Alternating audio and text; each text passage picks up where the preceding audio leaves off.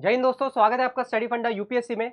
आज का जो हमारा टॉपिक ऑफ डिस्कशन होने वाला है वो है indigenisation of Indian arm forces. I expect कि आप सभी ने इसके ऊपर ऐसे लिखा होगा एंड इनफैक्ट एक थॉट आपके माइंड में ये भी आया होगा कि यार टॉपिक तो बड़ा इजी है लेकिन टॉपिक थोड़ा ब्रॉड भी है। जब मैं कहता हूं कि ये टॉपिक ब्रॉड है, इसका ये मतलब निकलता है कि इस टॉपिक से रिलेटेड, बिकॉज डिफेंस जो एक थीम है सीपीएफ के एग्जाम में, उसके ऊपर एक क्वेश्चन ऐसे आर्ग्यूमेंट रिपोर्ट के फॉर्म में आना तो पक्का है। तो हमारे पास इसके ऊपर डिटेल्स भी बहुत सारी है, लेकिन अब कौन सी डिटेल्स इसके अंदर ऐड करनी है, क्योंकि हमारे पास बहुत सारे एग्जाम्पल है। जब हम बात करते हैं इंडिजिनाइजेशन की ऑफ आर आर्म फोर्सेस, मतलब आर्मी, नेवी, एयरफोर्स इसमें आ जाता है। एंड अल्टीमेटली हम बात करते हैं indigenisation of defence sector in India की, राइट। जैसे कि एग्जाम्पल के तौर पे देखूं, सो आर्मी में आपने देखा होगा कि कई सारी टेक्नोलॉजीज, कई सारे इक्विपमेंट्स हम इंडिया में बना रहे हैं। पहले बहुत सारी चीजें हम इंपोर्ट करते थे, लेकिन आज हम वो इंडिया में ही बनाते हैं। नेवी से रिलेटेड हम इतनी सारी सबमरीन्स बना रहे हैं, अलग अलग वेसल्स बना रहे हैं इंडिया में, with the help of foreign technology as well. ठीक है, ट्रांसफर ऑफ टेक्नोलॉजी की मदद से हम दोनों कोलैबोरेट, दो कंट्रीज, इंडिया और कोई भी एक फॉरेन कंट्रीज, हम कोलैबोरेट करते हैं एंड फाइनली टेक्नोलॉजी हम उनकी यूज करते हैं, लेकिन उसको मैन्युफैक्चरिंग का काम हम इंडिया में करते हैं। Same goes for air force as well, right. तो हमारे पास कई सारे एग्जाम्पल्स है, जैसे कि आपने सुना होगा विक्रांत, आईएनएस विक्रांत। देन हम हमारा प्रोजेक्ट P-75, जहां पे हम इंडिजिनियसली सबमरीन्स बना रहे हैं, कलवरी क्लास सबमरीन्स बना रहे हैं with the help of French. After that army में भी बहुत सारे ऐसे आर्मर टैंक होते थे जो हम पहले इंपोर्ट कराते थे, लेकिन आज हमारे जो प्राइवेट प्लेयर्स है, इंडस्ट्रियलिस्ट है, जैसे कि महिंद्रा हो गया, एडवांस टाटा हो गया, Tata advance system, then Adani defence and aerospace है, और भी कई प्राइवेट प्लेयर्स हैं, वो सभी आज ये सारे डिफेंस गैजेट्स, डिफेंस इक्विपमेंट्स हमें देखने को मिलते हैं। डिफेंस एक्सपोज हम इतने करा रहे हैं, हमने इतने सारे पोर्टल्स बनाए हैं, जैसे कि आपने सुना होगा सृजन पोर्टल। सृजन पोर्टल ये एक ऐसा पोर्टल है जो हमारे मिनिस्ट्री ऑफ डिफेंस ने बनाया, जिसपे लगभग 20,000 की लिस्ट आपको मिलेगी जो हम पहले फॉरेन से इंपोर्ट कराते थे। ठीक है, वो सारी इक्विपमेंट्स, वो सारे इंस्ट्रूमेंट्स, टेक्नोलॉजीज सृजन पोर्टल पे अवेलेबल है। कोई भी इंडियन, कोई भी प्राइवेट प्लेयर उस लिस्ट को देख सकता है, और अगर वो कैपेबल है कि यार ये चीज तो मैं भी बना सकता हूं, तो वो बिल्कुल उसके ऊपर काम कर सकता है। तो हमने ये सारे स्टेप्स लिए हैं। इन्हीं सभी चीजों को, अब देखो कितनी सारी इंफॉर्मेशन है, लेकिन सभी इंफॉर्मेशन को सिर्फ 300 शब्दों में समराइज करना, बिकॉज ये एक ऐसा टॉपिक है जहां आप, हमारा अगर 20 मार्क का ऐसे है, आप चाहो तो इसमें 10 के ऊपर ले सकते हो। डेटा की कमी नहीं है, एग्जाम्पल्स की कमी नहीं है। इनफैक्ट आपने भी ये लाइव देखी होगी, है ना। हम डिफेंस न्यूज में बहुत ज्यादा इंटरेस्टेड होते हैं, तो इसी के ऊपर हम बात करेंगे कि हमारा अप्रोच क्या होना चाहिए। सो जो टॉपिक है हमारा indigenisation of Indian arm forces, इसमें हम क्या अप्रोच ले सकते हैं। हमारा अप्रोच ये रहेगा कि पहले तो वही है, क्योंकि ऐसे लिखना है, छोटा सा एक इंट्रोडक्शन दे देंगे। आप चाहे तो करंट अफेयर से रिलेटेड इंट्रोडक्शन दे सकते हो, या अगर आप चाहे तो हमारे पास इस हेडिंग में ही हमें कुछ कीवर्ड्स मिल जाते हैं। कीवर्ड्स क्या है यहाँ पे? पहली चीज तो इंडिजिनाइजेशन होता क्या है, और स्पेशली जब हम आर्म फोर्सेस में इंडिजिनाइजेशन की बात करते हैं तो उसका मीनिंग क्या है, 2 से 3 शब्दों में बता सकते हो। कैसे बता सकते हो? कि हमें डिफेंस रिलेटेड इक्विपमेंट्स, टेक्नोलॉजीज, हमें इंडिजीनियसली वो टेक्नोलॉजी हमारी होनी चाहिए। हमें सेल्फ रिलायंट होना है। हमारा जो फॉरेन इंपोर्ट है, वो फॉरेन इंपोर्ट है उसे कम कराना है। जो हमारा फिजिकल डेफिसिट है उसे कम कराना है। एंड अल्टीमेटली जब हम ये सारे डिफेंस इक्विपमेंट्स इंडिया में बनाते हैं, तो हमारे इंडिया में भी इंप्लॉयमेंट जनरेट होता है। ठीक है, सो ओवरऑल आप अगर चाहो तो इसे आत्मनिर्भरता से लिंक कर सकते हो, मेक इन इंडिया से लिंक कर सकते हो। एंड अल्टीमेटली आप सोचो, क्या एक छोटा सा स्टेप होगा ये इंडिया को $5 ट्रिलियन इकोनॉमी बनाने के लिए? बिल्कुल होगा। तो देखो, जब ये ऐसे ऐसे वर्ड्स आते हैं तो इससे समझ में आती है कि हमारी डाइवर्सिटी, हमारे थॉट कितने डाइवर्स है। ऐसा नहीं कि इंडिजिनाइजेशन बोला तो बस सब इंडिया में बना दो, नहीं। हमारा अल्टीमेट गोल क्या है? हमें तो डिफेंस सेक्टर को सेल्फ रिलायंट बनाना ही है, आत्मनिर्भरता हमें वहां चाहिए, लेकिन साथ में हमें एक ग्लोबल प्लेयर भी बनना है, ताकि ये टेक्नोलॉजी हम दूसरे कंट्रीज को, डिफेंस इक्विपमेंट्स हम दूसरे कंट्रीज को सेल भी कर सके। फॉर एग्जाम्पल, जैसे कि आपने देखा होगा कि कुछ साल पहले हमने अर्मेनिया को पिनाका पिनाका जो हमारी मिसाइल टेक्नोलॉजी है, ठीक है, if I am not wrong, वो हमने सेल किया है। फिलीपींस के साथ हमने ब्रह्मोस मिसाइल की डील की है। देन बहुत सारी टेक्नोलॉजीज है जो फॉरेन ने बनाई थी, और उन टेक्नोलॉजी को आज हम इंडिया में मैन्युफैक्चर कर रहे हैं, राइट। इसके भी मैं आपको एग्जांपल दूंगा। देन कुछ आप रिपोर्ट्स भी है हमारे पास। ओवरऑल आप देखो कि जो टॉपिक है उसकी आपको ब्रॉडनेस को समझनी है कि हमारे पास कितनी सारी अच्छी अच्छी इंफॉर्मेशन है, ठीक है। तो ऐसे टॉपिक्स में ना वी विल नॉट अफोर्ड कि हमारा मार्क लूज हो जाए, ठीक है। ट्राई करो कि आप जितने अच्छे वर्ड, जितनी अच्छी लाइन, जितनी डाइवर्सिफाइड थॉट्स आप यहाँ पे शो करोगे, उतना आपका ऐसे एनरिच बनेगा। सो ये कुछ मेरे तरफ से आपको थोड़ी डिटेल्स इंफॉर्मेशन हो गई। आई नो थोड़ा सा लंबा हो गया, बट अब हम डायरेक्टली ऐसे के ऊपर डिस्कशन करेंगे।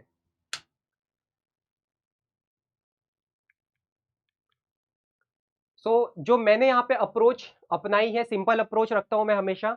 मैं फॉर श्योर, ठीक है, ऐसा नहीं कि करंट अफेयर की न्यूज से रिलेट नहीं कर सकता, बट मैं चीजों को अभी कॉम्प्लेक्स करना नहीं चाहता, ठीक है। सिंपली मैंने यहाँ पे बताया कि इंडिजिनाइजेशन ऑफ आर्म फोर्सेस क्या होता है, ultimately indigenization of defence sector क्या होता है।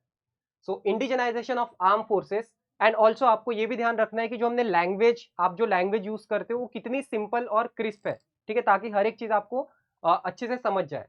So indigenization of armed forces is a capability and developing and producing any defense equipment। कोई भी टेक्नोलॉजी, कोई भी डिफेंस इक्विपमेंट्स हमें इंडिया में ही बनाना है, या हमें हमारे ही नेशन में बनानी है, within the country, to achieve the self reliance. यहाँ पे मैंने गोल भी बता दिया, to achieve the self reliance and reduce the burden of imports. It involves creating an ecosystem to design, develop and manufacture different type of equipments indigenously, right। छोटा सा यहाँ पे इंट्रोडक्शन हो गया। अब देखो यहाँ मैंने कुछ वर्ड्स को हाईलाइट किया ताकि आपको ये समझे कि मैंने पैराग्राफ्स को किस तरीके से सेग्रीगेट किया है। पहले मैंने जो कीवर्ड था टॉपिक का उसे मैंने एक्सप्लेन कर दिया। अगले में मैंने समझाया है कि क्यों जरूरी है, ठीक है, इसका सिग्निफिकेंस क्या है। उसके बाद मैंने बताया कि क्या क्या चैलेंजेस आ सकते हैं और क्या क्या अपॉर्चुनिटीज है, क्या क्या चीज में हमने, वो दोनों चीज मैंने एग्जाम्पल के साथ समझाई है। अगले पैराग्राफ में मैंने गवर्नमेंट इनिशिएटिव्स क्या क्या लिए हैं वो समझाई है, एंड लास्टली हमारा एक वे फॉरवर्ड या कंक्लूजन। सो यहाँ पे मैंने एक रिपोर्ट ऐड किया है। लेटेस्ट रिपोर्ट है the Stockholm International Peace Research Institute. आपको पता होगा सिप्री, जो कि पब्लिश करता है, एक स्वेदिश थिंक टैंक। सो 2024 की रिपोर्ट में ये पता चला है कि India as the top arm importer in the world in the period 2019 से 2023 तक, 19 से 23 की अगर हम ये रिपोर्ट देखते हैं तो India was one of the biggest arm importer, ठीक है, across the world. So the significance of indigenisation क्यों जरूरी है, क्या इसका सिग्निफिकेंस है, lies in its potential to reduce the India's dependence on foreign supplier. Report से पूरा ये पता चलता है कि हम फॉरेन के ऊपर कितना ज्यादा डिपेंडेंट है हमारी डिफेंस से रिलेटेड। एंड जब हम बात करते हैं डिफेंस की तो क्वेश्चन उठता है नेशनल सिक्योरिटी के ऊपर। To reduce the India's dependence on foreign suppliers for defence equipments, then it is a step towards self-reliance, ensuring that country's defense preparedness is not compromised by international politics or supply chain disruptions. Moreover, it can stimulate the domestic economy by creating jobs and fostering the technological innovation. इस topic में overall ये बताया है कि एक report के साथ पहले तो ये बताया कि हम कितने ज्यादा फॉरेन के ऊपर डिपेंडेंट है डिफेंस इक्विपमेंट्स खरीदने के लिए। देन डिफेंस इक्विपमेंट क्योंकि अब हम फॉरेन से खरीद रहे हैं, एंड आपको पता होगा क्योंकि रशिया से हम बहुत सारे आर्म्स इक्विपमेंट्स लेते हैं, रशिया यूक्रेन वॉर के चलते सारा जो लॉजिस्टिक है, जो भी सप्लाई चेन था वो डिसरप्ट हुआ है, ठीक है। तो आप सोचो क्या ये हमारी नेशनल सिक्योरिटी के साथ कॉम्प्रोमाइज नहीं है। तो इसलिए भी सिग्निफिकेंट है कि अगर यही सारी चीज हम सेल्फ रिलायंट होकर आत्मनिर्भरता के साथ अगर हम भारत में ही बनाते हैं तो हमारा पहली चीज तो इंपोर्ट बर्डन रिड्यूस होगा, दूसरी चीज क्या है, यहीं पे एम्प्लॉयमेंट जनरेट होगा। तो ये यहाँ मैंने सिग्निफिकेंस बताया। नेक्स्ट हम अगले पैराग्राफ में सीधा आ जाते हैं चैलेंजेस के ऊपर। देखो चैलेंजिंग टास्क ये है कि इतने सारे चीजों को 300 वर्ड्स में हमें समराइज करना है, बहुत सारी चीजें छूटेगी भी, लेकिन मेक श्योर कि जो आप यहाँ पे लिख रहे हो बहुत ही टू द पॉइंट प्रिसाइज हमको लिखना है। जो कंसिस्टेंटली लिख रहा है ना उसे एक चीज रियलाइज हुई होगी कि 300 वर्डों में ऐसे लिखना बहुत बड़ा टास्क नहीं है, ठीक है। So however the path to indigenisation is fraught with the challenges. Developing sophisticated defence technology requires substantial investment. हमें प्रॉपर इन्वेस्टमेंट चाहिए, जिसके लिए आपने देखा होगा जो हमारा डिफेंस बजट होता है, हमेशा हम एक लार्जेस्ट शेयर जो है वो डिफेंस के लिए ही जीडीपी का रखते हैं. Skilled human resources and time. Despite this challenges, the government's make in India initiative has already pave the way for increased domestic production of defense equipments like INS Vikrant, Tejas, Project 75, Arjuna tank, etc. अब यहाँ पे देखो, एक तो चीज वो ये कि आप एक एक पैराग्राफ में आर्मी, नेवी, एयरफोर्स तीनों में जो जो हमने एडवांसमेंट अचीव की है इंडिजिनाइज टेक्नोलॉजी के साथ, वो आप मेंशन कर सकते हो. यहाँ पे मैंने सीधे एग्जाम्पल के साथ बताया. जब मैं INS विक्रांत लिखता हूँ तो यहाँ पे हमें नेवी समझ में आती है. तेजस लिखता हूँ तो कहीं ना कहीं में एयरफोर्स समझ में आ जाता है. प्रोजेक्ट P75 अगेन नेवी हो गया. ठीक है. अर्जुना टैंक अगेन हमारे आर्मी के लिए जो आर्मर्ड टैंक्स है. ठीक है. For the tri services. Private players, जिसमें प्राइवेट प्लेयर्स का भी एक बहुत ही इंपॉर्टेंट रोल है. ठीक है. अगर आप आज सर्च करते हो या अगर आप कोई भी डिफेंस एक्सपो में जाते हो, दिल्ली में रहते हो, डिफेंस एक्सपो होते रहते हैं, आप देखोगे कि टाटा महिंद्रा के कितने ब्यूटीफुल ट्रक्स, आर्मर्ड व्हीकल्स, ठीक है, आपको वहां पे शोकेस होते हुए दिखेंगे.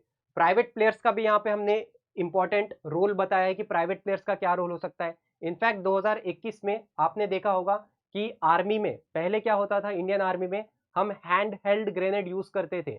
वो ग्रेनेड जो वर्ल्ड वॉर 2 के टाइम पे यूज हुआ करते थे, उसी पे हम चले आ रहे थे. ठीक है. रिसेंटली लेकिन आर्मी ने एक कॉन्ट्रैक्ट दिया है नागपुर की कंपनी को. ठीक है. EEL उसका नाम है. ठीक है. I guess it is explosive something limited. उस कंपनी को कॉन्ट्रैक्ट दिया जो कि बना रहा है मल्टी मोड हैंड ग्रेनेड, जो कि उसे रिप्लेस करने वाला है. लगभग 10 lakh multi mode hand grenade वो बनाने वाला है. तो अगेन ये भी एक प्राइवेट प्लेयर का इंपॉर्टेंट अचीवमेंट है कि इतना बड़ा कॉन्ट्रैक्ट मिलना. Right. So private player has an equally important role for developing a wide range of armored and personal carrying vehicle for Indian Army. आप चाहे तो यहाँ पे बिल्कुल नाम भी लिख सकते हो. ठीक है. जैसे कि महिंद्रा हो गया, टाटा हो गया. ठीक है. उनका जो डिफेंस सर्विसेज है उसका आप नाम लिख सकते हो.